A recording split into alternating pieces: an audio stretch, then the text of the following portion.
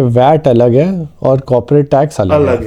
यहाँ पे वैट 5% है, फ्लैट है, अनलेस कोई स्पेसिफिक फीस है किसी सेगमेंट में तो 5% आपको ऐड करना होता है, चाहे वो सर्विस फीस हो चाहे वो आपका कोई और बिजनेस हो।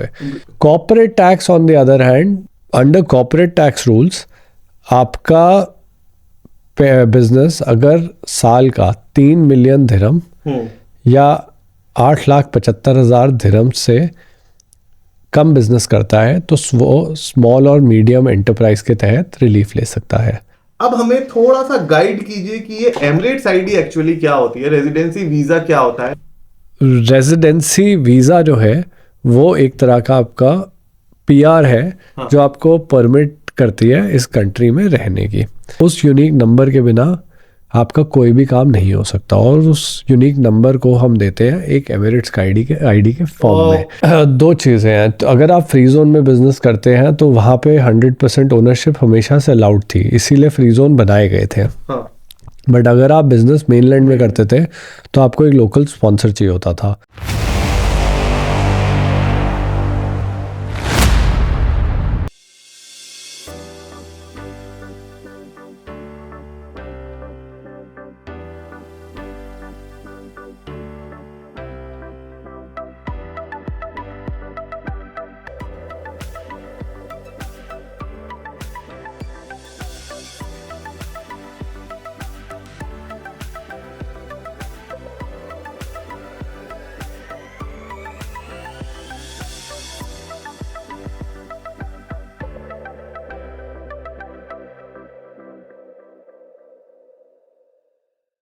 Hey guys, welcome back. This is Arjun Mittal here, founder and CEO Tax Advisory. Today we have an amazing guest here, Yatin Kumar Thakur, who is located in Dubai and right now helping businesses to launch their startup in UAE.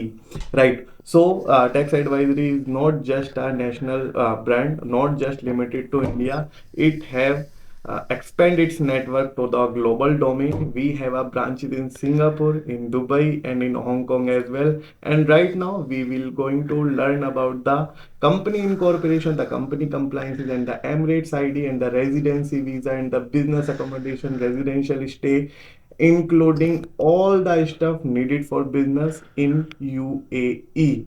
Right. So we have a Yatin here. Yatin have a great journey in Dubai. So Yatin, welcome to tax advisory podcast. So आप अपनी थोड़ा introduction दीजिए हमारी जनता के साथ कि आपने कब आप यूएई में आए थे, कब दुबई में आपका सबसे पहले फर्स्ट आना हुआ था? सबसे पहले तो बहुत बहुत धन्यवाद अर्जुन जी दुबई आने के लिए और हमारे साथ ये पॉडकास्ट करने के लिए। It is my pleasure to be on your channel and talk more about Dubai and the journey. So मेरी पैदाइश दिल्ली की है। सो मैं एक दिल्लीइट हूँ एंड मैंने तकरीबन 22 साल पहले एंटरप्रेन्योरशिप जर्नी अपनी शुरू की थी। 22 years पहले, that's a remarkable journey. सो 2003 से मुझे सिर्फ एक ही काम करना आता है, वो है बिज़नेस बनाना और उसको बढ़ाना। और वो बढ़ाते बढ़ाते तकरीबन 4 साल पहले हमने रियलाइज़ किया कि आज दुनिया छोटी होती जा रही है, मार्केट्स कनेक्ट होती जा रही है थैंक्स टू टेक्नोलॉजी और इंटरनेट। आज ट्रेड आपका थ्रू आउट द वर्ल्ड बहुत इजी हो गया है ट्रेड करना, और उस ट्रेड के लिए बहुत ही ज़्यादा महत्वपूर्ण है कि आप राइट जगह पे होए जहाँ से आप अपना बिजनेस ऑपरेट करें, जो आपको अलाउ करे कि आपका बिजनेस हर जगह ट्रेड भी कर पाए, हर जगह से, चाहे वो टैलेंट है, चाहे वो कमोडिटीज़ है, चाहे वो किसी तरीके की एक्सपोर्ट ऑफ सर्विस है, आप कुछ भी, there should be a free trade, that's what we talk about. So जब हमने फ्री ट्रेड की बात की और जब हमने सोचा कि कौन सी एक ऐसी जगह है जहाँ से आप सब कुछ बहुत ही आसानी से कर सकते हैं, आप फ्लेक्सिबिलिटी मेंटेन कर सकते हैं और आपके पास पूरे वर्ल्ड का एक्सेस रहता है, तो एक ही जगह का ख्याल आता है और वो है दुबई। सो दुबई केवल और केवल एक सिर्फ टूरिस्ट डेस्टिनेशन नहीं है, ये एक पावरफुल बिजनेस हब है जो अलाउ करता है आपको यहाँ पे बिजनेस करने के लिए। बहुत सारी टैक्स एग्जेम्पशंस यहाँ पे हम लोगों को मिलती है, जिनके ऊपर हम वन बाय वन आएंगे।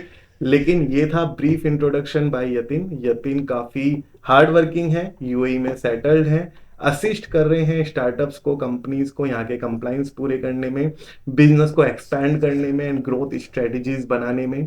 इनका नेटवर्क दुबई में बहुत ही ज़्यादा वाइड हो चुका है राइट नाउ। और यतिन भाई, अभी पहले सबसे पहले आप ये बताइए कि जिसके आप फाउंडर हैं एशिया रथ, तो बेसिकली एशिया रथ है क्या और एशिया रथ का क्या विजन है? तो जैसे आप जान सकते हैं, रथ का मतलब होता है चैरियट, और आई थिंक हमें राम जी के रथ के बारे में तो पता ही है। बिल्कुल। तो हमने सोचा जब हमें मार्केट एक्सेस क्रिएट करना है, जब एक जगह से दूसरी जगह जाना है, जब हमारे को एक ब्रिज एक देश से दूसरे देश बनानी है, तो उसके लिए आपको रथ की बहुत ज़रूरत है। तो वही है ये एशिया का रथ, which is called Asia Rath. And Asia रथ का मेजर काम है आपके बिजनेस को नई मार्केट्स में एक्सपैंड कराना। तो एशिया रथ दुबई स्थित है, हेडक्वार्टर उसका एमिरेट्स टावर में है, और यहाँ से एशिया रथ के थ्रू हमने लगभग 400-450 कंपनीज़ को इस रीजन का एक्सेस दिया है, और 150 से अधिक कंपनियां हैं पूरे विश्व भर से जो हमारे साथ हमारे सपोर्ट सर्विसेज के थ्रू यहाँ पे अपना रीजनल हेडक्वार्टर रिलोकेट कर चुकी हैं। What an amazing journey with Asia Rath of Dubai. 450 से ज़्यादा कंपनी को एक्सेस दिया है यूएई में, और उनका विजन भी मैच करता है नाम से। What a awesome combination with Asia Rath. Okay, सो हमें एशिया रथ का तो पता चला, आपने स्टार्टअप ग्लोबल के साथ भी काम किया हुआ है, जैन एशिया के साथ भी किया हुआ है, एरिया 2071 के साथ भी काम किया हुआ है। तो आपका एक्सपीरियंस कैसा रहा?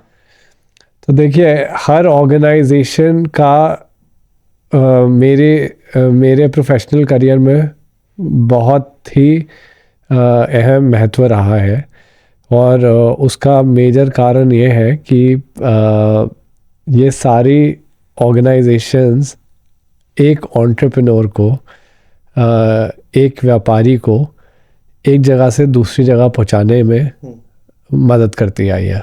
तो जब मैं दिल्ली में था तब मैं अर्ली स्टेज एंटरप्रेन्योर्स के साथ बहुत क्लोजली काम किया करता था, उनकी डे टू डे चैलेंजेस को समझता था, और उन्हीं कठिनाइयों को समझते समझते हमने उनके लिए बहुत सारी सपोर्ट सर्विसेज तैयार करी और उनको बहुत ही बेहतरीन तरीके से सपोर्ट दिया। अब जब बारी आती है एक नए रीजन में एक्सपेंशन की, और जब आप मार्केट एक्सपेंशन की बात करें, तो मार्केट एक्सपेंशन के लिए सबसे ज़्यादा ज़रूरी होता है समझना कि मेरे लिए सबसे पहले मार्केट कौन सी अच्छी है। आज हम ये तो देख रहे हैं कि दुनिया भर में इनोवेशंस हो रही हैं, आज हम ये भी देख रहे हैं दुनिया भर में एक्सपोर्ट करना बहुत इजी हो गया है। ई कॉमर्स के सहयोग से, हमारी लॉजिस्टिक्स कंपनीज के सहयोग से आज हम पूरे विश्व भर में कुछ भी सामान बड़ी आसानी से पहुंचा सकते हैं। बट ये पूरा ट्रांजैक्शन करने के लिए हमारे को एक राइट इंफ्रास्ट्रक्चर की ज़रूरत होती है, एक राइट रेगुलेटरी फ्रेमवर्क की ज़रूरत होती है, और हमें ये भी ध्यान में रखना पड़ता है कि जो हम काम कर रहे हैं वो एक दायरे में रह के काम करें, जहाँ पे जो हमारे सरकारों ने डिफरेंट पॉलिसी सेटअप की हैं उसको देखते हुए हम कहीं ना कहीं किसी भी चीज़ को वायोलेट ना करें। और जब आप एक्सपैंड करते हैं अपना बिजनेस कहीं से भी, किसी भी देश से किसी भी देश में, तो आपको ये ध्यान रखना पड़ता है कि हमारा बिजनेस जो हम कर रहे हैं उसका लीगल इम्प्लिकेशन हमारे अपने देश पे तो नहीं है, और जब हम इन्वेस्टमेंट करते हैं तो हम किस तरीके से इन्वेस्टमेंट करें वो भी ध्यान में रखना बहुत ज़रूरी है।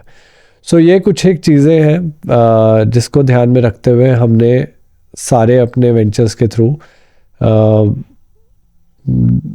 एंटरप्रेन्योर्स को पूरे विश्व भर से जोड़ा है, सरकारों को जोड़ा है, और इन्हीं सरकारों के साथ मिलके हमने अलग अलग प्रोग्राम्स लॉन्च किया। तो जहाँ तक कि आप बात करें एरिया 2071 की, तो एरिया 2071 की इस्टेब्लिशमेंट हुई थी लगभग 2017 या 18 में। ये दुबई में बिल्कुल उसके इंटरनेशनल फाइनेंशियल सेंटर में स्थित है। ये जगह की कॉन्सेप्चुलाइजेशन यहाँ के हुकूमत द्वारा करी गई थी। Okay okay. तो उन्होंने इसका विजन ये रखा कि ये जगह से जो दुबई का फ्यूचर है वो इस्टेब्लिश होएगा, और जो यहाँ के इनोवेटर्स हैं या जो इनोवेटर्स यहाँ पे आ रहे हैं उनको यहाँ से एक्सेस दिया जाएगा दुबई की बाकी डिपार्टमेंट्स में। तो अगर आप देखें, अभी दुबई नया एयरपोर्ट बना रहा है और कहा जा रहा है कि दुबई का एयरपोर्ट दुनिया का सबसे बड़ा एयरपोर्ट होएगा। तकरीबन 35 से 40 बिलियन डॉलर की इन्वेस्टमेंट लग रही है एयरपोर्ट पे। तो वो इसलिए हो रहा है बिकॉज आज दुबई ग्लोबल हब है। आज एमिरेट्स दुनिया की बेस्ट एयरलाइन है, और डिमांड बढ़ रही है, ट्रैफिक बढ़ रहा है, एयर ट्रैफिक भी बहुत बढ़ रहा है। तो जब आप एक ट्रैफिक जब बढ़ता है, जब एक हब बनता है, तो उस हब में आपको ये देखना पड़ता है कि हर चीज़ सीमलेस क्यों है। दुबई को पूरी दुनिया में एक बेस्ट सिटी का दर्जा इसलिए दिया जाता है बिकॉज यहाँ पे चीज़ें बहुत ज़्यादा स्ट्रीमलाइंड है। तो जब आप एयरपोर्ट पे लैंड करते हैं और आप एयरपोर्ट पे लैंड करके जब इमिग्रेशन क्लियर करते हैं, आपको पता भी नहीं चलता है कि कितनी जल्दी इमिग्रेशन क्लियर होगी। बट अभी तक उसका जो पूरा प्रोसेस है उसमें यह है कि हमारे यहाँ स्मार्ट गेट्स लगे हुए हैं। आप स्मार्ट गेट्स में पहली बारी आपका रेटिना स्कैन हो जाता है, फेस स्कैन हो जाता है। आप अगली बारी आएंगे तो बस आप गेट पे खड़े होंगे, पासपोर्ट अपना स्कैन करेंगे, वो फट से गेट खुल जाता है। अब जो नया एयरपोर्ट आ रहा है उसमें जो टेक्नोलॉजीज़ इंट्रोड्यूस होंगी उसमें एक्चुअली ना आपको पासपोर्ट चाहिए होगा, ना ही आपका फेशियल स्कैन होएगा। आप एक बस टनल के थ्रू निकलेंगे और आपकी इमिग्रेशन क्लियर हो जाएगी। वो तभी हो पाएगा जब इनोवेटर्स ऐसा कोई सोल्यूशन बनाए, जो बन चुका है। तो ऐसे कुछ और बहुत सोल्यूशंस हैं जो हम पूरी विश्व भर में ढूंढते हैं और उसको यहाँ पे लाते हैं और फिर उनको हम एक्सेस देते हैं यहाँ से पूरे रीजन का। ओके, सो जो यहाँ के किंग हैं उनका जो विजन है वो हमेशा से ही काफ़ी एडवांस रहा है। वो हमेशा से ही बाद के 50-100 सालों के बाद का सोचते हैं आज से ही। और इसी के चलते ये इमिग्रेशन क्लियरेंस पॉइंट जो इन्होंने बताया, अभी रिसेंटली जब मैं दुबई आ रहा था इंडिया से, तो मैंने जस्ट पासपोर्ट अपना स्कैन करा और इमिग्रेशन मेरा क्लियर हो गया। और नए एयरपोर्ट पे तो मुझे पासपोर्ट भी स्कैन नहीं करना। अब जब हम बात करते हैं विजन की, जब हम बात करते हैं एक ड्रीम की या एक प्रोसेस की जो हमें फॉलो करना है अपनी एंटरप्रेन्योर जर्नी में, तो वो चीज हमारी शुरू होती है सबसे बेसिक रिक्वायरमेंट कि भाई मेरे को ये धंधा करना है, मेरे को ये बिजनेस करना है। अब इस बिजनेस को करने के लिए मुझे इसका लीगल फ्रेमवर्क लाना है। लीगल फ्रेमवर्क में हमारी बहुत सारी चीजें आ जाती हैं, like business entity, business constitution आ जाता है कि भाई मैं अकेला बंदा हूं तो मैं 1% कंपनी बनाऊंगा, मैं पार्टनरशिप में काम कर रहा हूं तो मैं LLP या कॉरपोरेशन क्रिएट करूंगा, मुझे आगे फंडिंग लेनी है, रेज करनी है या नहीं करनी, मुझे आगे VC से फंडिंग रेज करनी है या नहीं करनी। तो यहाँ पे हमारा शुरू होता है विजन, बिल्कुल बेसिक, जिसकी हमारी ऑडियंस भी हमारे साथ उत्सुक है देखने के लिए, बात करने के लिए, जानने के लिए। और उनकी हो सकता है कुछ क्वेरीज आए तो वो कमेंट करके जरूर बताएंगे हमें, हम रिप्लाई करेंगे उनका। लेकिन अभी हम इस पॉडकास्ट में कोशिश करेंगे कि आपकी each and every query address हो जाए आज ही। तो बने रहिए पूरे पॉडकास्ट में और कोई भी पार्ट स्किप मत करना, क्योंकि ये बहुत ही वैल्यूएबल पॉडकास्ट आज होने वाला है। सो यतीन भाई, आप एक बात बताइए कि जब हम बात करते हैं बिजनेस एंटिटी की, तो दुबई में तीन तरीके से बिजनेस एंटिटी को आप रजिस्टर कर सकते हैं, free zone, mainland and the offshore. अब यहाँ पे कौन कौन से बिजनेस कॉन्स्टिट्यूशंस हैं जिनको आप रजिस्टर कर सकते हैं? लाइक इंडिया में हम partnership firm, 1% company, LLP and the private limited company, public limited company अपनी बना सकते हैं। So what is the infrastructure of companies in Dubai which we can form here? तो देखिए, जहाँ तक यूएई की बात है तो यहाँ पे स्ट्रक्चर को थोड़ा गहराई से समझने की ज़रूरत होती है, क्योंकि आपको ये पहले क्लियर होना चाहिए कि आप करना क्या चाह रहे हैं और आपका पर्पस क्या है। दूसरा, आपको ये क्लियर होना चाहिए कि आप कितना समय यहाँ पे बिताएंगे। तीसरा, आपको ये भी समझने की ज़रूरत है कि जो आप बिज़नेस कर रहे हैं वो किसी रेगुलेटरी दायरे के अंदर है या नहीं आता है, तो वो रेगुलेटेड बिजनेस है या अनरेगुलेटेड बिजनेस है। तो बहुत से बिजनेसेस हैं जो अनरेगुलेटेड होते हैं, जैसे कंसल्टिंग सर्विस, मार्केटिंग, कोई ट्रेडिंग एक्टिविटी, बट कुछ एक बिजनेसेस हैं जो रेगुलेटेड होते हैं, जैसे फिनेंशियल सर्विसेज है। फिनेंशियल सर्विसेज में अगर आप फिनटेक की बात करें, पेमेंट सर्विस प्रोवाइडर्स की बात करें, हम उसे पीएसपी बोलते हैं, तो उसमें बहुत तरीके के कंप्लायंसेस आते हैं। वर्चुअल एसेट्स की अगर आप बात करें, और या आप बात करें कमोडिटीज़ की, कमोडिटीज़ में अगर आपके कमोडिटीज़ में आपके प्रेशियस मेटल्स भी आते हैं, प्रेशियस मेटल्स में गोल्ड भी आता है, डायमंड भी आता है। तो जब ट्रेड उस लेवल पे होता है तो उसके अराउंड रेगुलेटरी फ्रेमवर्क को समझना भी ज़रूरी है। सो यूएई में इन सब बिजनेसेस के अराउंड कुछ ना कुछ रेगुलेटरी फ्रेमवर्क एग्जिस्ट करता है। और जैसे कि आपको पता होगा, यूएई में 7 एमिरेट्स हैं, जिसमें से सबसे डेंसली पॉपुलेटेड एमिरेट्स है दुबई, उसके बाद है अबू धाबी, शारजा, उम कुवैत, अजमान, फुजैरा और रसल खैमा। अब ये जो सारे एमिरेट्स हैं, हर एमिरेट्स की एक इकोनॉमिक बॉडी है और हर एमिरेट्स में फ्री जोन एग्जिस्ट करता है। बट सबसे ज़्यादा फ्री जोन्स दुबई में है, उसके बाद अबू धाबी और शारजा में है। और वो फ्री जोन्स का जो कॉन्सेप्ट है वो ये है कि फ्री जोन्स ऐसे फ्री ट्रेड जोन है जो आपको विद इन द जोन या देश से बाहर ट्रेड करने की परमिशन देता है हिस्टोरिकली। अब इन जोन्स में भी बहुत स्पेशलाइजेशन है। तो ये जोन्स बनाए गए थे क्योंकि जब ये शहर बन रहा था तो उस टाइम पे अलग अलग क्लस्टर थे, अलग अलग डेवलपर्स थे, अलग अलग पर्पस था। तो अगर आप एजुकेटर हैं या मैं अगर हेल्थ केयर सर्विस में हूँ तो मैं हेल्थ केयर क्लस्टर में जाऊँगा, आप एकेडमिक क्लस्टर में जाएंगे। अगर कोई इंटरनेट सर्विसेज में है, कोई कमोडिटीज़ में है, तो वो इंटरनेट सिटी की तरफ या दुबई मल्टी कमोडिटी सेंटर जिसको डीएमसीसी बोलते हैं वो वहाँ जाएंगे। तो इस हिसाब से पूरे शहर में डिवीज़न करी गई थी हिस्टोरिकली। बट अब जैसे जैसे शहर बढ़ गया, आज हमारी पॉपुलेशन तकरीबन 40 लाख लोग के करीब पहुँच रही है। तो पूरा का पूरा शहर आज जुड़ गया है। आज कोई डिमार्केशन नहीं रही कि फ्री जोन कहाँ है और मेनलैंड कहाँ है। और दूसरा, यहाँ पे कॉर्पोरेट स्ट्रक्चर की इंट्रोडक्शन भी हो गई। तो अब कॉर्पोरेट टैक्सेशन के बाद बहुत सी चीज़ें चेंज हो गई हैं एंड एक्चुअली ये फ्री जोन्स को भी अब परमिशन मिल गई है कि ये बिज़नेस दुबई के अंदर या यूएई के अंदर भी कर सकते हैं, जो कि बहुत ही बड़ी बात है।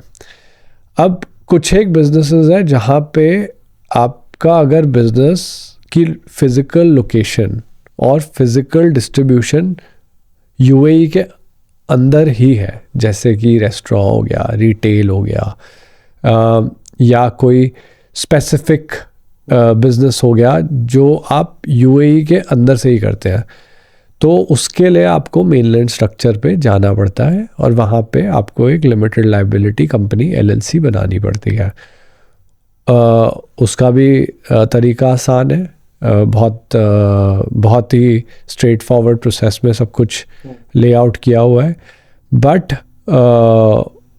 एलएलसी में फिर एलएलसी और लोकल सिविल लॉज के तहत जो भी कंप्लायंस है उसको फॉलो करना पड़ता है। तो इन सब चीज़ों को आपको ध्यान रखना बहुत ज़रूरी है कंपनी बनाने से पहले, बिकॉज़ बहुत बारी ऐसा होता है कि हमारे पास क्लाइंट आता है, उसने कहीं ऑनलाइन कैंपेन में सुना कि 5,000-6,000 दिरहम में, 10,000 दिरहम में कंपनी बन जाती है, तो वो खोल लेते हैं कंपनी और उन्हें लगता है कि अब मैं बिज़नेस स्टार्ट कर सकता हूँ। बट ऐसा नहीं है। अगर मैं इनका सिंपलीफाई करूं कि फ्री जोन के बारे में इन्होंने क्या बताया, तो बेसिकली दुबई में गवर्नमेंट ने काफी सारे जोन बनाए। काफी सारे जोन बनाने के बाद उन्होंने अलग अलग इंडस्ट्री का अलग अलग जोन डिक्लेयर कर दिया। लाइक सर्विस इंडस्ट्री का ये जोन है, कमोडिटी मार्केट का ये जोन है। उसके बाद जब दुबई एक्सपेंड हुआ तो मेनलैंड और फ्री जोन में कोई ना कोई डिफरेंस कुछ भी नहीं रह गया। तो फ्री जोन और मेनलैंड ऐसे काम करता है जैसे इंडिया में स्पेशल इकोनॉमिक जोन है तो दुबई में फ्री जोन है, राइट। अब इन्होंने एक यहाँ पे अनाउंसमेंट करी दुबई गवर्नमेंट ने कि फ्री जोन में इनकॉर्पोरेटेड करी हुई कंपनी दुबई में भी बिजनेस कर सकती है।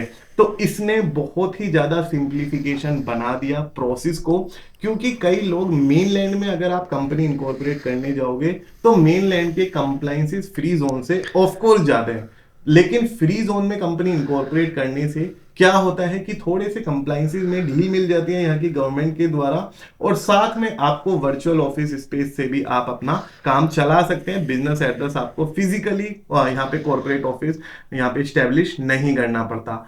लेकिन अब हम जो बात कर रहे थे बिजनेस स्ट्रक्चर की, तो क्या सिंगल पर्सन यहाँ पे कंपनी इनकॉर्पोरेट कर सकता है? बिल्कुल कर सकते हैं। डबल में अगर हम एलएलसी इनकॉर्पोरेट करने जाए तो 2 पार्टनर्स यहाँ पे। एलएलसी भी आप सिंगल पर्सन कंपनी सेटअप कर सकते हैं, और अगर आपके एक से अधिक पार्टनर हैं तो आप उसे as share holder multiple partners पे भी डिवाइड कर सकते हैं, डिवाइड करके उसे अपना इनकॉर्पोरेट कर सकते हैं। बिल्कुल।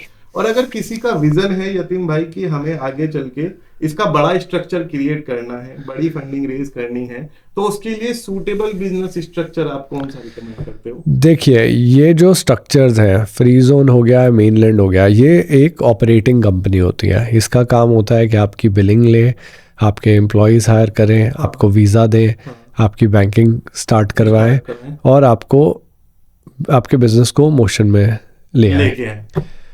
पर अगर आप बात करते हैं कि हमें कंपनी में इन्वेस्टमेंट रेस करनी है या आपको अपने एसेट प्रोटेक्ट करने हैं, तो उस केस में आपको एक होल्डिंग कंपनी का स्ट्रक्चर बनाना पड़ता है। उस होल्डिंग कंपनी में सबसे बड़ा फ़ायदा ये होता है कि आपके जो सारे शेयर होल्डर हैं वो आप आसानी से मैनेज कर सकते हैं। कोई आ रहा है, कोई जा रहा है, किसी के शेयर्स आप खरीद रहे हैं, किसी के शेयर सेकेंडरी मार्केट में सेल हो रहे हैं, तो वो सब होल्डिंग कंपनी स्ट्रक्चर के थ्रू आप बड़े ही इजीली कर सकते हैं। अनलिस्टेड कंपनी अपने शेयर सेल कर सकती है? बिल्कुल कर सकती है। ओके। और लिस्टेड कंपनी का तो यहाँ पे चलता ही होगा, शेयर ट्रेडिंग चलता ही होगा। लिस्टेड कंपनी तो बेसिकली एक कंपनी जो है जिसका होल्डिंग स्ट्रक्चर प्रॉपर्ली सेटअप है, वो अपनी कंपनी को कहीं भी पब्लिकली लिस्ट कर सकती है। वो फ़ायदा है। हाँ, तो वो आप कहीं भी पूरी दुनिया में लिस्ट कर सकते हो, क्योंकि बहुत सी ऐसी ग्लोबल मार्केट्स हैं जो आपकी कंपनी को पब्लिक ले जाने में सहायता करती हैं। वो आप यूरोप में भी कर सकते हैं, वो आप यूएस में भी कर सकते हैं। तो वो तो बिज़नेस टू बिज़नेस डिपेंड करता है। पर अगर आज मैं एक कंपनी में इन्वेस्ट करने जाता हूँ तो मैं आपकी एक ऑपरेटिंग कंपनी में इन्वेस्टमेंट नहीं करूँगा। मुझे ये देखना है कि आपकी कंपनी का बिज़नेस कितना सॉलिड है, उसकी जो शेयर होल्डिंग स्ट्रक्चर है, और जो कैप टेबल जैसे बोलते हैं इन्वेस्टर वर्ल्ड में, आपकी कैप टेबल कितनी क्लीन है, आपकी कंपनी का बैकग्राउंड कितना क्लीन है, आपके कोई डिफ़ॉल्ट्स तो नहीं है, ऑडिट वगैरह तो उसके लिए अगर आप एक होल्डिंग कंपनी स्ट्रक्चर मेंटेन करके रखते हैं तो ड्यू डिलिजेंस और इन्वेस्टमेंट डालने में और इन्वेस्टमेंट निकालने में काफ़ी आसानी रहती है। Okay, all right. तो अगर हमारी दुबई में होल्डिंग कंपनी है तो ओवरऑल वर्ल्ड वाइड आप उसको जाके लिस्टेड कर सकते हो। बहुत सारी कंट्री रिकॉग्नाइज उसको यहाँ पे करती है, लेकिन हम इतना आगे अभी नहीं जाने के। मेनली हमने बात करी फ्री जोन की, मेनली हमने बात करी मेनलैंड की, और हमने बात करी ऑफशोर की। तो अगर हम बिल्कुल बेसिक से ही शुरुआत करें, क्योंकि हमारी जो ऑडियंस है वो ना फिलहाल सोच रही है या मन बना चुकी है या ऑलरेडी कंप्लायंस में कहीं ना कहीं फंसी हुई है, राइट। तो अभी जैसे इंडिया में होता है कि only chartered accountant and the company secretaries are eligible to incorporate a company in India. आपको उनका सर्टिफिकेशंस कराना होता है, बहुत सारे डॉक्यूमेंट के थ्रू उनका सर्टिफिकेशंस होता है। Then we file the applications in the MCA, ministry of corporate affairs of India. वहां से हमारे पास अप्रूवल आता है, कंपनी का पैन कार्ड बनता है, फिर हम करंट अकाउंट खुलाते हैं, GST रजिस्ट्रेशन करते हैं और उसके बाद हम अपना बिजनेस कंडक्ट करते हैं। तो ये तो प्रोसेस है इंडिया का। अब अगर हम बात करें UAE की और मेनली दुबई की, क्योंकि अभी इन्होंने बताया कि इन्होंने दुबई में 7 कॉन्टिनेंट हैं और यहाँ पे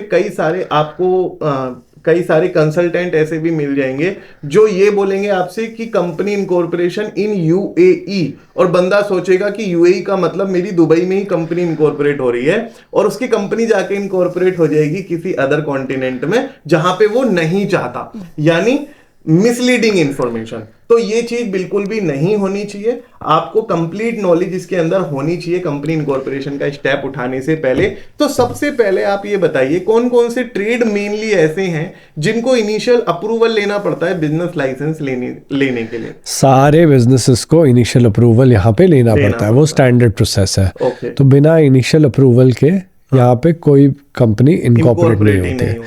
अब इनिशियल अप्रूवल का प्रोसेस क्या होता है? इनिशियल अप्रूवल में सबसे पहले तो आपका KYC चेक होता है। KYC चेक में आप अपना पासपोर्ट देते हैं, आप अपनी बेसिक डिटेल्स देते हैं, आप कुछ डिक्लेरेशंस देते हैं कि आपकी सोर्स ऑफ वेल्थ क्या है, आपका कोई पॉलिटिकल एक्सपोजर तो नहीं है, आपका कोई क्रिमिनल बैकग्राउंड तो नहीं है। उसके बाद आपका एप्लीकेशन इनिशियल अप्रूवल के लिए डाली जाती है। तो फिर अथॉरिटीज़ वेरीफाई करती है, CID चेक होता है। उसके बाद आपको एक इनिशियल अप्रूवल आता है। ठीक है। सबसे अच्छी बात यह है कि यहाँ पे हर प्रोसेस बहुत स्ट्रीमलाइन चलता है। तो अगर आपके पेपर्स एकदम इन ऑर्डर हैं और आपका बैकग्राउंड क्लीन है तो इनिशियल अप्रूवल आपको 15 मिनट से लेके 2 दिन के अंदर कभी भी आ सकता है। क्विकनेस है। हाँ, क्विकनेस है। ओके। तो हमने बात करी यहाँ पे ट्रेड लाइसेंस की, तो हर किसी को एक इनिशियल अप्रूवल लेना पड़ता है, लेकिन हाईली रेगुलेटेड है तो 2 से ज़्यादा दिन भी लग सकते हैं। लेकिन अगर सिंपल बिजनेस है, बेसिक बिजनेस है, तो हमारा विद इन 15 मिनट से लेकर 2 डेज के अंदर अप्रूवल यहाँ पे आ जाता है। राइट। अब हमने बात करी कि जैसे हमारे MOA बनते हैं, शेयर होल्डर एग्रीमेंट्स बनता है, उसके बाद यहाँ पे हमारी कंपनी के डॉक्यूमेंट्स रेडी होते हैं। तो यहाँ पे जैसे हम LLC इनकॉर्पोरेट कर रहे हैं या फ्री जोन में कंपनी इनकॉर्पोरेट कर रहे हैं, सेम स्ट्रक्चर फॉलो होता है? बिल्कुल। तो यहाँ पे जो आप LLC बना रहे हैं, फ्री जोन में फ्री जोन कंपनी बना रहे हैं, तो इन दोनों स्ट्रक्चर्स में आपका मेमोरेंडम ऑफ एसोसिएशन और आर्टिकल्स ऑफ एसोसिएशन प्रिपेयर होता है। मोस्टली यहाँ पे सारे डॉक्यूमेंट्स स्टैंडर्ड है, तो स्ट्रेट फॉरवर्ड है। उसमें आप अपने शेयर होल्डर्स की डिटेल्स डालते हैं, उसमें आप अपना शेयर कैपिटल डालते हैं और यहाँ पे आप एक ऑथराइज्ड कैपिटल रख सकते हैं। सबसे अच्छी बात यह है कि ऑथराइज्ड कैपिटल को पे करना मैंडेटरी नहीं है। तो आप अपना कैपिटल रख के आप अपने बिजनेस की शुरुआत कर सकते हैं। और एक बार ही आपका MOA जब बन जाता है, वो फाइल होता है और फिर आपका ट्रेड लाइसेंस इशू होता है। तो इंडिया में जैसे आपका सर्टिफिकेट ऑफ इनकॉर्पोरेशन होता है, यहाँ पे ट्रेड लाइसेंस होता है। बट यहाँ पे हर ट्रेड लाइसेंस की एक वैलिडिटी होती है और हर ट्रेड लाइसेंस स्पेसिफिक ट्रेड के लिए ही मिलता है। तो उसमें आप जो ट्रेड आपने लिखा है वो और उससे रिलेटेड बिजनेस कर सकते हैं और आपको हर ट्रेड लाइसेंस पे 1 से लेके 10 एक्टिविटीज़ तक ऑप्ट करने का प्रोविज़न मिलता है, डिपेंडिंग कि आप कहाँ पे ट्रेड लाइसेंस इस्टेब्लिश कर रहे हैं। तो जैसे फ्री जोन है तो वो अप टू 3 एक्टिविटीज़ परमिट करता है, मेनलैंड है तो वो अप टू 10 एक्टिविटीज़ भी परमिट करता है। बट कुछ एक एक्टिविटीज़ ऐसी हैं कि उसमें मल्टीपल एक्टिविटीज़ नहीं हो सकती। तो जैसे अगर आप ट्रेड करते हैं स्टॉक्स में या किसी और तरीके की इन्वेस्टमेंट्स करते हैं, तो आप उन एक्टिविटीज़ को एज अ सिंगल एक्टिविटी ही रख सकते हैं। अगर आप इन्वेस्टमेंट कंपनी बना रहे हैं या आप अपनी इस कंपनी से और इन्वेस्टमेंट्स करेंगे तो उसमें आप और कुछ एक्टिविटी नहीं कर सकते। तो ये कुछ एक रिस्ट्रिक्शंस है यहाँ पे, बट वो इसलिए है ताकि कंपनी जो है वो वही काम करे जो से जिसके लिए उसको लाइसेंस दिया। बिल्कुल, एग्जैक्टली। ऐसा नहीं होना चाहिए जैसे हमारे इंडिया में कई सारे क्लाइंट्स बोलते हैं कि सर हम स्टेशनरी का काम कर रहे हैं और क्या साथ में मैं किराना का दुकान भी खोल सकता हूँ इसके साथ ही। तो उसमें क्या होता है कि ये बहुत ही अलग अलग डिफरेंट एक्टिविटीज हैं और इंडिया में क्या है GST डिपार्टमेंट्स आजकल क्वेरी भी रेज करने लगा है। तो इंडिया में भी रेगुलेटरी अथॉरिटी काफी ज्यादा स्ट्रिक्ट होने लगी है, और यहाँ की रेगुलेटरी अथॉरिटी तो ऑलरेडी पहले ही स्ट्रिक्ट है। तो आप जो भी काम कर रहे हो, आपका जो भी बिजनेस एक्टिविटी है, उसी के लिए ही आपको लाइसेंस मिलने वाला है। क्या एक बंदा एक से ज्यादा कंपनी खोल सकता है यहाँ पे? बिल्कुल खोल सकता है, क्योंकि अगर आप मल्टीपल बिजनेसेस करने की प्लान कर रहे हैं तो आपको हर बिजनेस एक्टिविटी के हिसाब से अपना ट्रेड लाइसेंस लेना पड़ेगा। तो दुबई में आप एक से ज्यादा कंपनी इनकॉर्पोरेट कर सकते हो। तो ऐसा कुछ नहीं है कि अगर आपकी 3 बिजनेस एक्टिविटी है तो आप 3 कंपनी इनकॉर्पोरेट कीजिए, अपना प्रॉपर डिक्लेरेशन दीजिए और उसके साथ आप अपना बिजनेस कंडक्ट कर सकते हैं। लेकिन एक चीज मैं यहाँ पे सोच रहा था कि अगर कोई पर्सन इनिशियल लेवल पे फ्री जोन में कंपनी इनकॉर्पोरेट हमारी यहाँ पे कर रहा है, और उसका जाते जाते उसका ऐसा पर्पस हो गया कि उसको मेन लैंड में जाना पड़ रहा है, तो क्या यहाँ पे कन्वर्जन अवेलेबल है? कन्वर्जन अवेलेबल है, बट कन्वर्जन से ज़्यादा यहाँ पे हर कंपनी की हर साल की वैलिडिटी होती है, और हर साल आपको ईयर एंड पे कंपनी का लाइसेंस रिन्यू कराना पड़ता है। तो एडवाइजेबल यही होता है कि कन्वर्जन से बेटर है कि आप एक नई कंपनी खोल लें उस रिलेटेड एक्टिविटी के लिए। नहीं तो आपको अपना लाइसेंस अमेंड कराना पड़ेगा, उसमें चेंजेस करने पड़ेंगे, नेम भी चेंज करना पड़ेगा, क्योंकि यहाँ पे नेम जो होता है कंपनी का, उसमें फर्स्ट नेम तो आपका ब्रांड होएगा, उसके आगे आपको जो एक्टिविटी है उसका नेम रखना पड़ता है। तो जैसे अगर आप मैनेजमेंट कंसल्टेंट हैं तो अर्जुन मैनेजमेंट कंसल्टिंग होएगी, और कल को अगर आप बोले कि अर्जुन को ट्रेड करना है और अर्जुन को लेट्स से एक कैफ़े खोलना है, तो उसकी कंपनी अर्जुन कैफ़े LLC खुलेगी मेनलैंड में। ओके, सिमिलर एक्टिविटीज का नाम हमारे ब्रांड नेम के आगे ऐड हो जाएगा, then we will continue with the name. Okay, so हमने बात करी फ्री जोन की, मेनलैंड की, और हमने बात करी इंफ्रास्ट्रक्चर की। लेकिन कई लोगों को यतीम भाई यहाँ पे कुछ कंफ्यूजन मान लो या कुछ ज्यादा पॉपुलैरिटी मान लो कि ये लगता है कि दुबई में टैक्स नहीं है, राइट लेकिन ऐसा बिल्कुल भी नहीं है दोस्तों। दुबई में टैक्स एग्जिस्ट करता है। रिसेंटली इन्होंने वैट लॉन्च कराया और कॉर्पोरेट टैक्स लगाया है, लेकिन उसकी भी एक लिमिट है कि अगर इस पर्टिकुलर टर्नओवर अमाउंट को या प्रॉफिट अमाउंट को आप टच करते हो, देन आपके ऊपर वहां पे वो टैक्स लगने वाला है। तो अभी हम यतीम भाई से जानेंगे कि वैट की क्या यहाँ पे एप्लीकेबिलिटी है, वैट कितने % लगता है और उसकी लिमिट क्या है वैट की। तो वैट लगता है लोकल बिजनेस पे, हाँ, एक्सपोर्ट और सर्विस पे वैट नहीं लगता है। बट वैट लगता है जब आपका लोकल बिजनेस 3,75,000 दिरहम क्रॉस कर जाता है। ओके, तो पहले 3,75,000 दिरहम पे कोई वैट नहीं है, उसके ऊपर अगर आपका लोकल बिजनेस 3,75,000 से ऊपर पहुंच जाता है तो आपका वैट इम्प्लीकेशन आती है। प्रॉफिट है वो आपकी जो बिजनेस इनकम है। हाँ। तो बेसिकली अगर हमारा नेट प्रॉफिट 3,75,000 दिरहम से ज्यादा है with in a calendar year, यहाँ पे कैलेंडर ईयर फॉलो होता है, फाइनेंशियल ईयर फॉलो नहीं होता। 1 जनवरी 2025 से 31 दिसंबर 2026 करंटली कैलेंडर ईयर यहाँ पे चल रहा है। 2025 हाँ सॉरी 2025। ओके, तो अब यहाँ पे बेसिकली अगर हमारी sales minus purchase minus direct expense and the minus indirect expense के बाद जो हमारी फिगर निकल के आती है नेट प्रॉफिट, अगर वो हमारा नेट प्रॉफिट 3,75,000 दिरहम, अगर मैं INR टू AED बात करूं तो 22-23 रुपए होगा एक्सचेंज रेट। बिल्कुल, बट इसमें मैं थोड़ा आपको क्लैरिफाई कर दूं कि वैट अलग है और कॉर्पोरेट टैक्स अलग है। तो वैट है value added tax. Value added tax आपको एक तरह से सेल्स टैक्स लगता है, वो आपको रेवेन्यू के ऊपर लगता है इरिस्पेक्टिव जो आप क्लाइंट से लेते हैं। तो जैसे इंडिया में होता है कि आपकी जो भी सर्विस है उसके ऊपर जो भी आपका GST का स्लैब है वो लग जाता है। यहाँ पे वैट 5% है, फ्लैट है, अनलेस कोई स्पेसिफिक फीस है किसी सेगमेंट में तो 5% आपको ऐड करना होता है, चाहे वो सर्विस फीस होए चाहे वो आपका कोई और बिजनेस होए। तो वो आपको 3,75,000 दिरहम से ऊपर के रेवेन्यू पे लगना शुरू होता है लोकल बिजनेस से। Corporate tax on the other hand introduce हुआ था आज से तकरीबन 15 महीने पहले। ओके, एक्चुअली 2 साल हो गए। 1 जून 2023 को इंट्रोड्यूस हो गया था, बट इफेक्टिवली क्योंकि majority of businesses calendar year follow करते हैं, तो पिछले साल जनवरी से ये टैक्स आया था।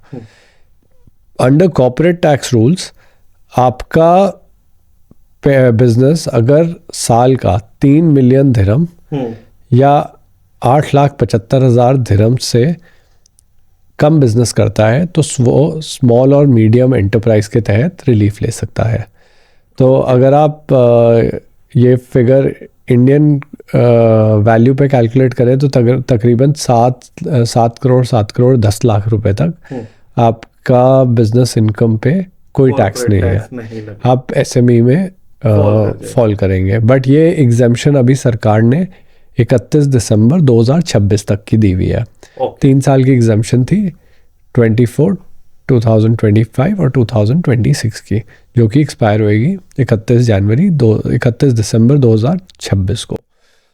उसके बाद पता चलेगा कि अगर ये रिलीफ आगे एक्सटेंड करी जा रही है कि नहीं करी जा रही है। एग्जेम्पशन जो है वो लिमिटेड टाइम के लिए हमारे पास अवेलेबल है, एक्सटेंड होती है तो उसका बेनिफिट हम सबको ही मिलने वाला है। बिल्कुल। वरना अगर हमारी जो बिजनेस है यहाँ पे इनकम है वो हमारा अमाउंट आपने बताया था 3 मिलियन या 8,75,000 AED, नहीं डॉलर, यूएस डॉलर, उसको क्रॉस करता है तो हमें कॉर्पोरेट टैक्स की एप्लीकेबिलिटी है। तो कॉर्पोरेट टैक्स में भी काफी अच्छे प्रोविजंस दिए हैं। कॉर्पोरेट टैक्स में जो आपका नेट प्रॉफिट है after setting of your expenses, तो उसमें भी पहला 3,75,000 दिरहम या $1,00,000 टैक्स एग्जेम्प्ट है स्लैब में। तो उसमें ये कॉर्पोरेट टैक्स की बात कर रहे हैं हम। तो इसमें क्या नाम है, आपका $100,000 तक कोई टैक्स नहीं है। उसके ऊपर जो भी आपकी प्रॉफिटेबिलिटी बनेगी उस पर आपको 9% टैक्स देना होगा, जो कि काफ़ी अगर आप पूरी दुनिया के टैक्स स्लैब्स देखें तो उसके हिसाब से ये टैक्स भी प्रॉब्ली सबसे कम टैक्सेशन स्लैब है। और इसके अंदर डबल फिल्ट्रेशन हमें एक तरीके से मिल जाता है। सबसे पहले हमें फिल्ट्रेशन मिला वो जो हमारी 8,75,000 वाली जो लिमिट है, तब तक तो हमारा कॉर्पोरेट टैक्स की एग्जेम्पशन हम 26 तक अवेल ही कर पा रहे हैं। उसके बाद भी हमारा जो $1,00,000 तक का प्रॉफिट है वो भी हमारा 0% टैक्स स्लैब में आ जाएगा। लेकिन ये टैक्स स्लैब कहां तक जाती है और कितने कितने परसेंटेज लगते हैं इसमें आप माने अनलेस आप एक बहुत ही लार्ज एंटरप्राइज है जिनका साल का $400-500 मिलियन का बिजनेस है, तो फिर आप स्टैंडर्ड 15% टैक्सेशन पे आएंगे, बट उसके अलावा सब 9% स्लैब पे ही बैठते हैं। 9 to 15% का यहाँ पे स्लैब है। हाईएस्ट स्लैब रेट 15% है और जो इनिशियल स्लैब रेट है वो 9% है। तब हमें यहाँ पे कॉर्पोरेट टैक्स देना होता है। और guys there is a difference between the VAT and the corporate tax. VAT हमारा सेल ऑफ गुड्स या सेल ऑफ सर्विसेज में लगता है, जिसे हमें अपने कस्टमर से कलेक्ट भी करना होता है। लेकिन जो कॉर्पोरेट टैक्स है वो हमारे ऊपर ही लगता है और हमें अपने कंपनी का जो हमारा जो भी प्रॉफिट होता है उसके ऊपर स्लैब वाइज हमें पे करना होता है। तो वैट और कॉर्पोरेट टैक्स के जितने भी शायद आपके क्वेरीज थे हमने क्लियर कर दिए हैं कि वैट एक पर्टिकुलर लिमिट को क्रॉस करने के बाद एप्लीकेबल है, कॉर्पोरेट टैक्स एक पर्टिकुलर लिमिट को क्रॉस करने के बाद हमारा यहाँ पे एप्लीकेबल होता है। वैट की रेट 5% है और कॉर्पोरेट टैक्स 9 to 15% यहाँ पे स्लैब वाइज वेरी करता है। अब यहाँ पे क्या होता है कि दुबई में रेजिडेंसी वीजा और एमिरेट्स आईडी इशू की जाती है। जब आप कंपनी इनकॉर्पोरेट करते हो तो रेजिडेंसी वीजा और एमिरेट्स आईडी आपको यहाँ पे बनवानी होती है अपनी, ताकि आपका यहाँ पे बिजनेस का स्मूथ ऑपरेशन और आपके जो भी आपकी पर्सनल लिविंग है यहाँ पे वो भी स्मूथ तरीके से चलती रहे। तो अभी हम थोड़ा नेक्स्ट स्टेप पे जा रहे हैं, वो है हमारा यहाँ का जो हमने कंप्लीट कर लिया है कंपनी का प्रोसेस, हमने समझ लिया है वैट का स्ट्रक्चर और हमने समझ लिया है कॉर्पोरेट टैक्सेशन की एप्लीकेबिलिटी इन यूएई। अब हमें थोड़ा सा गाइड कीजिए कि ये एमिरेट्स आईडी एक्चुअली क्या होती है, रेजिडेंसी वीजा क्या होता है, गोल्डन वीजे के बारे में भी बताइए, क्योंकि दुबई का गोल्डन वीजा वर्ल्ड में बहुत फेमस है। दुबई गवर्नमेंट ने शाहरुख खान को यहाँ पे गोल्डन वीजा दिया हुआ है, काफी सारे यूनिक सेलिब्रिटीज को ये मिला हुआ है। तो थोड़ा सा इस गोल्डन वीजा के बारे में, रेजिडेंसी और एमिरेट्स आईडी के बारे में आप हमारी ऑडियंस को बताइए। तो चलिए पहले मैं आपको बेसिक स्ट्रक्चर बता देता हूँ कि वीज़ा का कॉन्सेप्ट कहाँ से आता है। ये यूएई जैसे आप जानते होंगे, यहाँ पे तकरीबन 90% जो पॉपुलेशन है, 88 to 90% पॉपुलेशन यहाँ पे एक्सपैट्रिएट्स है। हाँ। तो एक्सपैट अगर किसी देश में रहता है तो वो कैसे रहेगा? उसको वीज़ा चाहिए होगा, उसको visa is nothing but a work permit. अब वर्क परमिट ले, उसको एम्प्लॉयमेंट चाहिए होगी। एम्प्लॉयमेंट कौन देगी? यहाँ की कंपनी देगी, यहाँ की कंपनियाँ देंगी। तो इसलिए जब आप कंपनी खोलते हैं तो उसके साथ आपको वीज़ा का कोटा मिलता है। अब उसमें सबसे पहला जो वीज़ा है वो किसको मिलेगा? डायरेक्टर को, शेयर होल्डर को, मैनेजर को, डायरेक्टर को या प्रमोटर को। तो वो जो वीज़ा है वो इसलिए वो दिया जाता है क्योंकि उस वीज़ा के चलते आप यहाँ पे मूव कर पाए, यहाँ पे बिजनेस इस्टेब्लिश कर पाए और यहाँ की बैंकिंग सुविधाओं का लाभ उठा पाए। आप बिना वीज़ा के यहाँ पे बैंक अकाउंट नहीं खोल सकते। तो चाहे वो वीज़ा आप अपने ले लें, चाहे वो एक मैनेजर के ले लें, एक लोकल पर्सन का यहाँ पे होना बहुत ज़रूरी है। लोकल स्पॉन्सरशिप नहीं, आप खुद भी लोकल पर्सन हो सकते हैं। आपको सरकार वीज़ा दे रही है, आप रिलोकेट कर सकते हैं, बट एक इंडिविजुअल को यहाँ पे लोकेटेड होना पड़ेगा। अगर आप यहाँ पे बिजनेस कर रहे हैं, यहाँ का यूएई का रेजिडेंट होना पड़ेगा। अब रेजिडेंसी वीज़ा जो है वो एक तरह का आपका पीआर है, जो आपको परमिट करती है इस कंट्री में रहने की। जब आप यहाँ पे वीज़ा लेते हैं तो वीज़ा के साथ में आपको एक आइडेंटिटी कार्ड भी मिलता है। वो आइडेंटिटी कार्ड एक तरह का आपका यूनिक सोशल सिक्योरिटी नंबर है, जिससे आपकी यहाँ की सारी सर्विसेज लिंक्ड होती हैं। तो चाहे आपको एक घर किराए पे लेना है, चाहे आपको मोबाइल का सिम कार्ड लेना है, चाहे आपको बैंक अकाउंट खोलना है, चाहे आपको एक हॉस्पिटल में जाके मेडिकल सर्विस लेनी है, या आपको किसी और गवर्नमेंट डिपार्टमेंट को अप्रोच करना है, चाहे आपको ड्राइविंग लाइसेंस लेना है, आपको वो उस यूनिक नंबर के बिना आपका कोई भी काम नहीं हो सकता। और उस यूनिक नंबर को हम देते हैं एक एमिरेट्स का आईडी के फॉर्म में। तो ये आइडेंटिटी कार्ड है जो आपके साथ लाइफ लॉन्ग रहता है। This is the concept of Emirates ID, जो एक यूनिक नंबर सरकार की तरफ से जारी हो जाता है। कोई भी सर्विसेज आप अवेल करना चाहते हैं, चाहे आप यहाँ पे अपना ड्राइविंग लाइसेंस बनाना चाहते हैं, चाहे बैंकिंग एक्टिविटीज को अपना कंडक्ट करना चाहते हैं, एमिरेट्स आईडी आपके सबके काम आती है। अब जब कोई पर्सन, अगर मैं थोड़ा सा फ्लैशबैक में जाऊं तो कुछ साल पहले तक यहाँ के लोकल स्पॉन्सर के बिना आप दुबई में कंपनी इनकॉर्पोरेट नहीं कर सकते थे। आपको यहाँ का कोई पर्सन चाहिए था अपनी कंपनी में एज ए पार्टनर। लेकिन इस कॉन्सेप्ट को खत्म करते हुए थोड़ी सी नियमों में ढील दी गई और रेजिडेंसी वीजा इश्यू किए गए 2-2 साल के। कितना टर्म्स होता है रेजिडेंसी? तो देखिए, दो चीज़ें हैं। तो अगर आप फ्री जोन में बिजनेस करते हैं तो वहाँ पे 100% ओनरशिप हमेशा से अलाउड थी, इसीलिए फ्री जोन बनाए गए थे। बट अगर आप बिजनेस मेनलैंड में करते थे तो आपको एक लोकल स्पॉन्सर चाहिए होता था।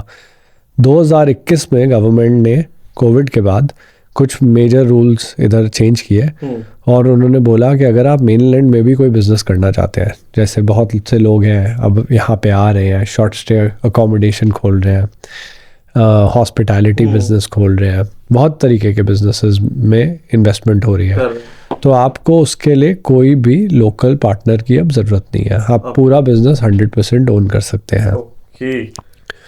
तो ये स्पॉन्सरशिप रिलेटेड बहुत ही मेजर पॉइंट है। वीज़ा का हमने कवर कर दिया। वीज़ा जो है, वीज़ा के साथ में एमिरेट्स आईडी आपको मिलता है। आपने मेरे से एक और सवाल किया था, वो था गोल्डन वीज़ा के बारे में। तो गोल्डन वीज़ा एक सरकार की तरफ से नया वीज़ा इंट्रोड्यूस किया गया था, जो कि वो हाई नेटवर्थ इंडिविजुअल्स को और सेलिब्रिटीज़ को दे रहे थे। उसका कॉन्सेप्ट ये है कि बहुत से सेलिब्रिटीज़ भी यहाँ पे रहते हैं और पूरे विश्व भर से यहाँ पे लोग आते हैं।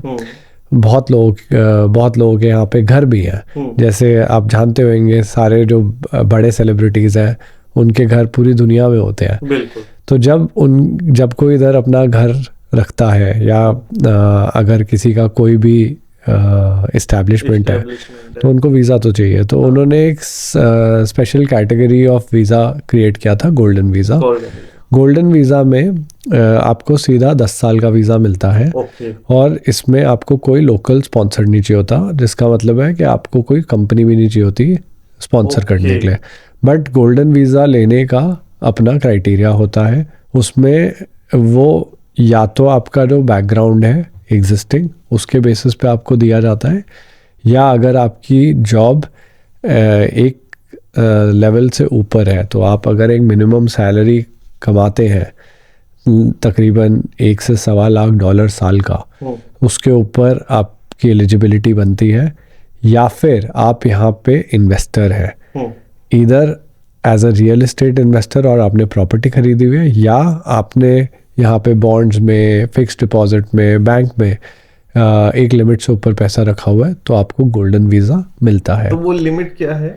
तो आपकी मिनिमम इन्वेस्टमेंट यूएई में 2 मिलियन दिरहम या $6.5 लाख से ऊपर होनी चाहिए, तब आपकी एलिजिबिलिटी बनती है गोल्डन वीज़ा की। 2 लाख AED से ज्यादा 2 अगर मिलियन। आपका 2 मिलियन AED, हाँ, 20 लाख दिरहम। 20 लाख दिरहम से ज्यादा अगर आपका बैलेंस है, चाहे वो आपके अकाउंट में, चाहे FD में, चाहे शेयर मार्केट में यहाँ के, चाहे रियल एस्टेट में है, अगर आपका इन्वेस्टमेंट है तो आप यहाँ का गोल्डन वीजा अवेल कर सकते हैं। वो 10 इयर्स का होता है और उसके लिए कोई कंपनी इनकॉर्पोरेशन की भी आपको जरूरत नहीं पड़ती। तो अभी हमने बात करी कंपनी इनकॉर्पोरेशन से लेके रेजिडेंसी वीजा की, गोल्डन वीजा की, एमिरेट्स ID की।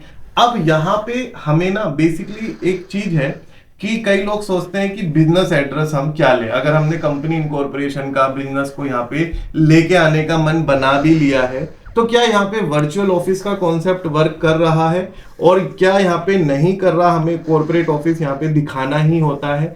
अब अगर हम जैसे फ्री जोन की बात करें तो फ्री जोन की तरफ से फ्लेक्सी डेस्क वगैरह हमें मिल जाती है, तो इसका बिजनेस एड्रेस का कॉन्सेप्ट भी आप क्लियर करो। गाइस मैं कोस्टिंग पे भी आऊंगा, लेकिन कोस्टिंग आपको अगर जो दिखता है ना वो रियलिटी में होता नहीं है। बहुत सारे प्रोसेस इन्वॉल्व होते हैं, बहुत सारी चीजें इन्वॉल्व होती हैं, तब जाके वो कोस्ट जब एग्रीगेट होती है तो हमें बाद में पता चलता है कि नेट कोस्टिंग हमारे काम की ये आएगी। अब इनिशियल लेवल पे ये कोस्टिंग कोई क्लियर करता ही नहीं है। हमारा यहाँ पे आपको एजुकेट करना यहाँ पे पर्पस है, और आप कैसे एजुकेट होके अपना डिसीजन खुद बनाएं, ये ही हम आपके लिए करते आए हैं इस चैनल पर। तो सबसे पहले हम यहाँ पे बात करेंगे कॉर्पोरेट ऑफिस के रिक्वायरमेंट की। जब हम बिजनेस यहाँ पे ओपन कर रहे हैं तो क्या कॉर्पोरेट ऑफिस दिखाना मैंडेटरी है? देखिए, हर बिजनेस को एक बिजनेस एड्रेस होना तो ज़रूरी है, बट कुछ एक बिजनेसेस ऐसे हैं जिसपे गवर्नमेंट ने पहले साल में एग्जेम्पशन दी हुई है। उसका रीज़न ये है कि आप जब अभी बिज़नेस इस्टेब्लिश कर रहे हैं तो हो सकता है आपका अभी ऑफिस ना होए और आपको तकरीबन 1 साल चाहिए चीज़ें स्ट्रीमलाइन करने के लिए। तो कुछ बिजनेसेस पे आप पहले साल एग्जेम्प्ट होते हैं ऑफिस के लिए, बट इन मोस्ट बिजनेसेस आपको एक बिजनेस एड्रेस तो मैंडेटरी है, और अगर पहले साल नहीं है तो ईयर 2 से तो है ही है। तो अगर आप सर्विस ओरिएंटेड बिजनेस पे हैं जहाँ पे आपको आपकी बहुत ज़्यादा वर्क फोर्स नहीं है और आप एक टेबल से काम चला सकते हैं, तो वहाँ पे आपको एक फ्लेक्सी डेस्क भी मिल जाता है। ओके। और हमारे जो फ्री जोन्स हैं वो कुछ फ्री जोन्स परमिट करते हैं आपको वर्चुअल लीज का, बट सारे फ्री जोन्स में फैसिलिटी अवेलेबल नहीं है। उसके अलावा मेनलैंड में अगर आप बिज़नेस करते हैं तो मेनलैंड में ये एक मैंडेटरी रिक्वायरमेंट है, ज़रूरी है कि आपका ऑफिस हो या आपका एड्रेस हो।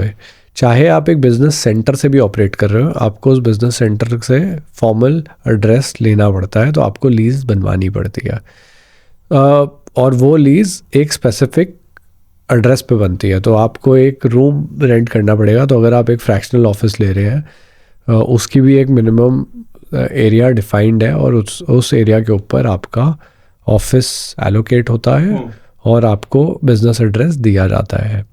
तो अगर आपका सवाल है कि हमें कॉर्पोरेट एड्रेस मेंटेन करना ज़रूरी है, जी बिल्कुल ज़रूरी है। उसके बिना यहाँ पे कॉरेस्पॉन्डेंस कैसे होएगी? कैसे होगा? क्या हम अपने रेजिडेंशियल एड्रेस को बिजनेस एड्रेस यूज कर सकते हैं? नहीं, बिल्कुल भी नहीं, बिकॉज यहाँ पे बहुत ही क्लियर डिमार्केशन है रेजिडेंशियल प्रॉपर्टी में और कमर्शियल प्रॉपर्टी। तो जो अगर आप रेजिडेंशियल प्रॉपर्टी पे लीज करने जाएंगे वो कंपनी की लीज एक्सेप्ट ही नहीं करेगा। समझ गया।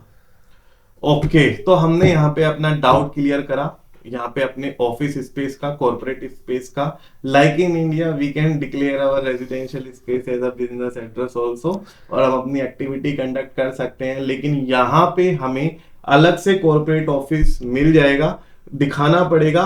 कई सारे बिजनेस में हमें एग्जेम्पशन मिल जाती है, लेकिन बहुत सारे बिजनेस में हमें एग्जेम्पशन नहीं मिलती।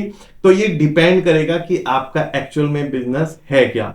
अब यहां पे हमने बात करी ऑफिस स्पेस की, अब बात करते हैं, देखो दुबई का लाइफ स्टाइल वर्ल्ड में फेमस है। दुबई एक टूरिस्ट डेस्टिनेशन सच में है, पावरफुल बिजनेस हब भी है, लेकिन साथ में एक टूरिस्ट डेस्टिनेशन भी है, जहां पे हमें यहाँ पे बुर्ज खलीफा देखने को मिल जाता है, future museum of the future देखने को मिल जाता है, एडवेंचर पार्क, बीच देखने को मिल जाते हैं, और बहुत सारे यहाँ पे टूरिस्ट के डेस्टिनेशन है, जैसे आबू धाबी डेजर्ट सफारी। अब यहाँ पे सबसे ज्यादा जो इंजॉय होता है और जो सबसे ज्यादा लग्जरी लाइफ स्टाइल है वो है कार्स का। दुबई में आपको एक से एक कार्स देखने को यहाँ पे मिलने वाली है। जैसे ही आप दुबई आओगे तो कार्स का यहाँ कोई स्टैंडर्ड नहीं है, छोटी से लेकर बड़ी कार्स यहाँ पे फरारी, लैम्बोर्गिनी। और यहाँ पे सबसे ज्यादा अच्छी फैसिलिटी क्या है दुबई में कि आप कार को मंथली रेंट पे भी ले सकते हो और लीज पे लेके आप उसको चला सकते हो, लेकिन डीएल आपके पास होना बहुत ही ज्यादा मैंडेटरी यहाँ पे हो जाता है। और यहाँ पे थोड़ा सा कार के बारे में आप, क्योंकि हमारी जो ऑडियंस है वो एक मतलब दुबई को ऐसा मानती है कि आप एक लाइफ स्टाइल भी साथ में जिएंगे और साथ में बिजनेस भी करेंगे, ठीक है। तो कहीं ना कहीं हमारी लग्जरी प्लस बिजनेस साथ में चल रहा है, सिमिलर चल रहा है। तो यहाँ पे जो कारों का स्ट्रक्चर है, जो कारों का यहाँ पे लीज पे बहुत सारी कार मिल जाती है, 3-4 हजार दिरहम से लेके 10,000 दिरहम पर मंथ तक आप यहाँ पे रोल्स रॉयल्स से लेके अच्छे से अच्छी गाड़ियों को रेंटल पे ले सकते हैं। जो लोग रिलोकेट होने का सोच रहे हैं, क्योंकि दुबई में इस तरीके से ऑटो वगैरह तो चलते नहीं है, बस है, मेट्रो है, टैक्सीज है, या फिर आपके प्राइवेट व्हीकल्स हैं, राइट। तो थोड़ा यहाँ पे क्रेज भी है लोगों के अंदर अच्छी अच्छी कार्स रखने का, तो इनका लीज वगैरह आसान है, ड्राइविंग लाइसेंस वगैरह आसान है लेना। देखिए, आपको सबसे पहले ये समझना पड़ेगा, जो भी आपने बताया कि यहाँ पे लग्जरी लाइफस्टाइल है, वो दुबई के लिए बहुत ही बेसिक लाइफस्टाइल है। तो यहाँ पे गाड़ी जो है वो एक मोड ऑफ ट्रांसपोर्ट है, क्योंकि यहाँ पे डिस्टेंस बहुत ज़्यादा है। और दूसरा, हमारी जो रोड्स है वो बहुत फास्ट है। तो यहाँ पे आप दुबई से आबू धाबी का सफ़र तकरीबन 1 घंटे में तय करते हैं, और यहाँ से आप बहुत नेबरिंग कंट्रीज़ में भी जा सकते हैं। यहाँ से सऊदी भी आप बाय रोड जा सकते हैं, यहाँ से आप ओमान भी बाय रोड जा सकते हैं, और आप ओमान और सऊदी से आगे भी बाय रोड जा सकते हैं।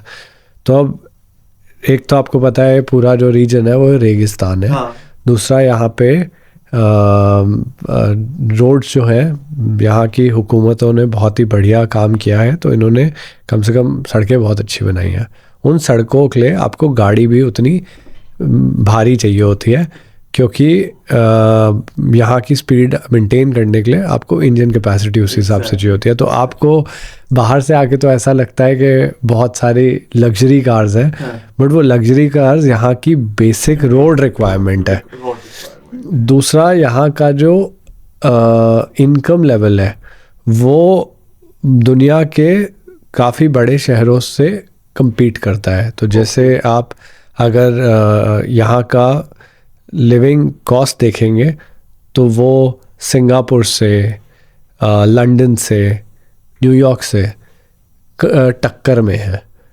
इवन बम्बई खैर बहुत महंगा शहर है, तो आई वुड से बॉम्बे से भी compete करता है। बट बहुत सारी चीज़ों में दुबई का जो स्टैंडर्ड ऑफ लिविंग है वो इन शहरों के हिसाब से है। तो वहाँ पे बहुत सी चीज़ें ऐसी हैं जो यहाँ के लिए बेसिक है। तो वो जब आप यहाँ रहने लग जाएंगे तो आपको समझ आएगा कि एक्चुअली बेसिक है। यहाँ पे कोई बहुत बड़ी बात नहीं है कोई भी लग्जरी अफोर्ड करना। इनकम पर कैपिटा यहाँ पे ऑफ कोर्स हाई है, काफी ज्यादा अच्छे शहरों से कॉम्पीट करती है। और यहाँ की जो लग्जरी कार्स है, जैसा यतीम भाई ने बताया, वो यहाँ की रोड्स की बेसिक रिक्वायरमेंट है। जैसे मैं डेजर्ट सफारी में गया था तो वहां पे लोग 4x4 के जो ट्रक होते हैं वो रन कर रहे थे डेजर्ट के अंदर। अब नॉर्मल जो कार होगी जो इस तरीके का 4x4 का इंजन नहीं होगा तो वो तो रेत में फंस भी सकती है, तो वो वहां की रिक्वायरमेंट है, ऐसी ही यहाँ की रोड की डिफरेंट रिक्वायरमेंट हमारी एग्जिस्ट करती है। और ये बहुत ही मतलब लाइक बेसिक रिक्वायरमेंट है, बेसिक चीजें हैं, और जो जब हम बाहर से किसी कंट्री से आते हैं तो हमें लग्जरियस लगती है, लेकिन धीरे धीरे जब हम यहाँ पे अपने आप को ढालना शुरू कर देते हैं तो हमारा लाइफ स्टाइल भी सिमिलर हो जाता है। अब हमने बात करी इन सारी चीजों की, हमने बहुत सारे टॉपिक्स यहाँ पे अपने कवर करे, लेकिन कई सारे स्टार्टअप यतीम भाई इंडिया में ऐसे हैं जो अपना खुद का लॉन्च करना चाहते हैं दुबई में, जैसे एडिटेक हो गए, ठीक है, कई सारे स्किल बेस्ड कोर्स हो गए, वो अपने दुबई में खुद को, क्योंकि दुबई में जो पॉपुलेशन है इंडियंस भी काफी सारे यहाँ पे रहते हैं, पाकिस्तान से भी रहते हैं। जो लोग यहाँ पे इंडिया में स्टार्टअप को अपना लॉन्च करना चाहते हैं, लेट से एडिटेक है, लेट से कोई एआई बेस्ड यहाँ पे हमारा कंपनी है जो एआई रिलेटेड प्रोडक्ट्स बनाती है, लेट से कोई और सा भी बिजनेस का डोमेन है, वो यहाँ पे अपनी कंपनी लॉन्च करना चाहता है और वो इनिशियल लेवल के इनिशियल फेज अपने पूरे भी कर सकता है।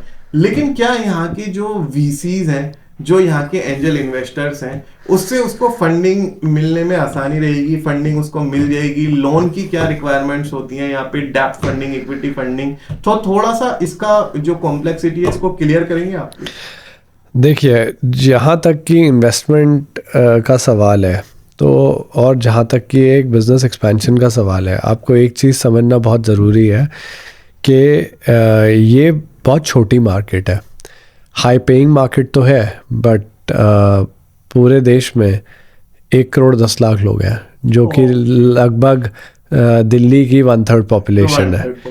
एंड जो दुबई की अगर बात करें तो जो दुबई की पॉपुलेशन अराउंड 36-37 लाख है at this point of time. तो मार्केट वाइज बहुत छोटी मार्केट है, बट यहाँ पे कुछ सर्विसेज की डिमांड बहुत है। ये एक रीजन है जहाँ से आप ग्रो कर सकते हैं और आप इसको अपना हब बना के और बाकी रीजन्स में अपना बिजनेस एक्सपैंड कर सकते हैं।